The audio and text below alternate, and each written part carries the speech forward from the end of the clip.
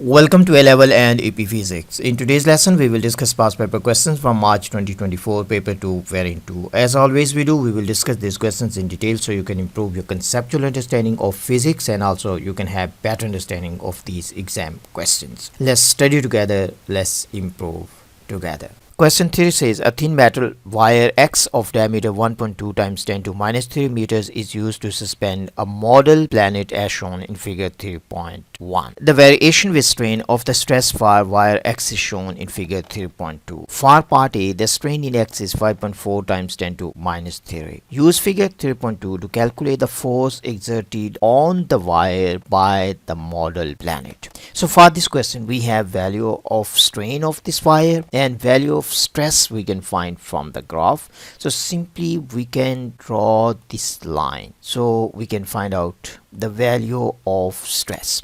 So this is value of strain and this is 5.4 times 10 to minus 3. So this is value of strain and we can read value of stress from here and this is equal to 0.72 times 10 to 9. So we have value of stress and stress is equal to F divided by A. We need to find out value of force.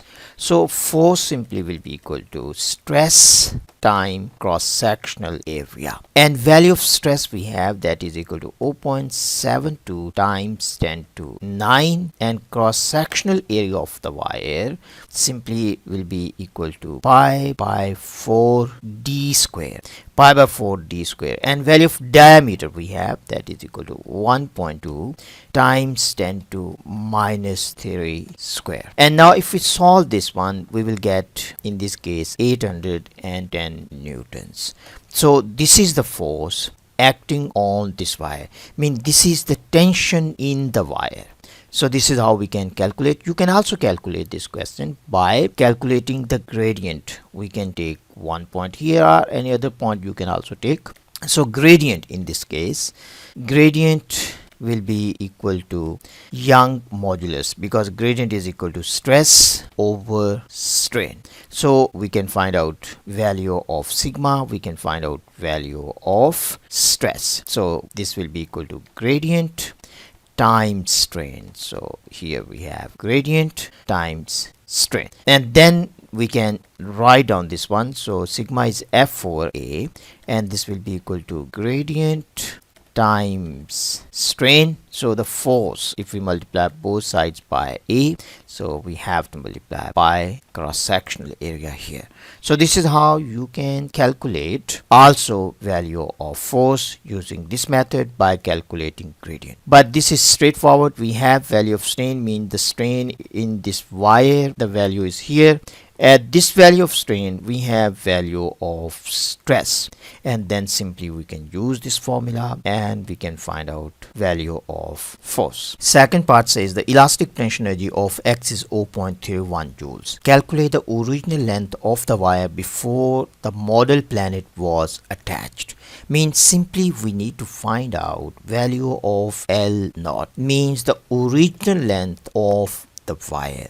When we attach planet, the length of wire will increase. So the question is simply asking us find the original length of the wire. So we can do this one in a little bit different way. So first of all, simply you can imagine we have this wire and there is no planet attached with the wire and the length of this wire is L naught. Question is asking us to find out this value of L naught, and then we attach with this wire this planet and this length, let's say this one is L1. So extension in this case will be equal to L1 minus L naught. So these are some important points you need to understand before you answer this question, so you can visualize this question, what is happening. I'm quite confident some student they will be confused with this one before the model planet is attached. So they will be confused with this one. So you need to understand what exactly is given to you for this question and what you need to calculate. This is a way to develop your understanding of physics. Physics is not something imaginary. It's deal with real problems in everyday life. So we have to visualize this one. So how we can answer this question? So simply, first of all, you can see elastic potential energy is given to us. The elastic potential energy stored in this wire is given to us. So simply we can say elastic potential energy, this is equal to 1 by 2F times X. So we need to find in this case value of X. If we have value of this means delta L, we can find out value of L naught. So simply we can say X in this case will be equal to 2 times EP divided by F. So we have value of EP that is equal to 0.31, and this is divided by value of force we have just calculated in the first part, and if we solve this one we will get value of X that is 7.7 times 10 to minus 4. So this is value of X, and this is in meters. Now we understand that strain is equal to X over L, and this L is the original length. So we can say in this case L will be equal to X divided by epsilon strain. So we have value of X that is 7.7 times 10 to minus 4 meters, and value of strain we have calculated in the last part. Actually that was given to us in the question, and the value was 5.4 times 10 to minus 3. So if we solve this one we will get value of L, and this is L naught, original length. So we will get 0.14 meters. So this is value of L naught. I hope this makes sense to you how to approach this kind of problem. So this is how we can answer. Part B says wire X is replaced by a new wire Y with the same original length and diameter but double the Young modulus of X. Wire Y also obeys Hooke's law. On figure 3.2, draw a line representing the variation with strain of the stress for Y. So first of all we need to understand what is gradient of this graph. So simply we can say gradient is representing stress over strain, and this is the Young's modulus, and this is Young's modulus means this is capital E, and for X we can say this is EX, and for EY means the Young modulus of wire Y, this has to be equal to 2 times of Young modulus of wire X. It also means that the gradient has to be equal to 2 times, means the graph has to be steeper. So how we can make the graph steeper? So gradient can be steeper. There are 2 ways we can do. So here we have, this is delta Y, this one is delta X. We no need to worry about the second point, so because this is passing through the origin, that's the reason we have written this is sigma over E, because this one is 0. So delta Y by delta X. One thing we can make this double, delta Y for the same value of X we can have value of Y double, means for the same strain if the stress is double it means Young's modulus is double. For same value of strain, if stress value is double, it means Young modulus is double. So this is one way. And the second way is for the same value of stress, if strain is half, it means that gradient is double and Young modulus is also double. So we can write on here delta X. If this become half for the same value of stress, same stress. So let me write down here. It means that if same stress, value of stress is same, but strain is half. It means Young's modulus is double, so E is double, so we can say E double. So this is the main concept you need to understand. So E is double, and vice versa is also true. We can keep same strain and we can get double value of stress, so Young modulus again will be double. So these are the points you need to understand. Now if we can take any point, but this point is quite easy point. At this point you can see we have value of strain and we have this value of stress. And for the wire Y, if we keep value of stress same, means we keep this value same, so strain has to be half. So here we have value of strain is 6 and here it has to be half, mean it has to be 3. So we have 2, so this is 2.2, 2.4, 2.6, 2.8 and this is 3. So this is value of strain. Now simply we need to sketch the graph passing through that point. So passing through this point. So this is how you can sketch the line. So that's all what you need to do. I hope this question makes sense. If you have any questions, please leave your questions in comments. So Young modulus, let me explain you a little bit more about that. Young's modulus. So if we have same value of strain, for example, and stress is double, it means that Young's modulus is double. Same strain but double stress, it means Young modulus is double. And also this is possible, means the Young's modulus, this is sigma over epsilon.